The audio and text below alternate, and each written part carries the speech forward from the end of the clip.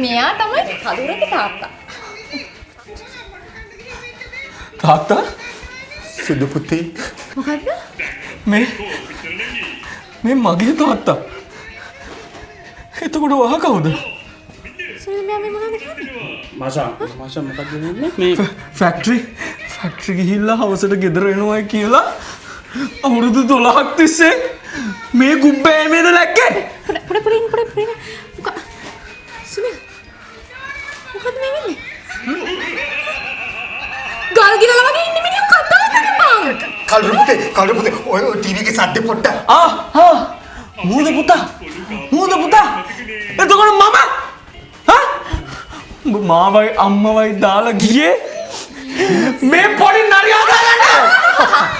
අල්ලන්නේ මගේ දරුවව. අල්ලන්නේ. ඔබට මේ කෝන් නෑ උඹ මගේ තාත්තවත් අරගෙන මට දෙන්න බෑ. මේ දෙන්න මේක මගේ කොහොමද පැත්තකට වෙන්න?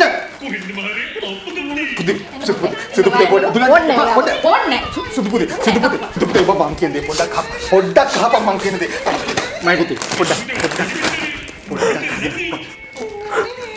මට ශ්‍රී ලංකාර එකක් අරන් එනවයි කියපු මිනිහා ඇවිල්ලා ක්‍රිකට් ගහනවයි කියපු මිනිහා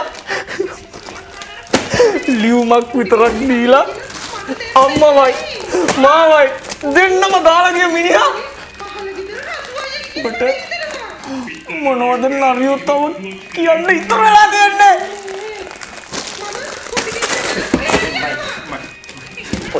ඉවසහන් පොඩ්ඩක් ඉවසහන් මං කියනවාට පුතේ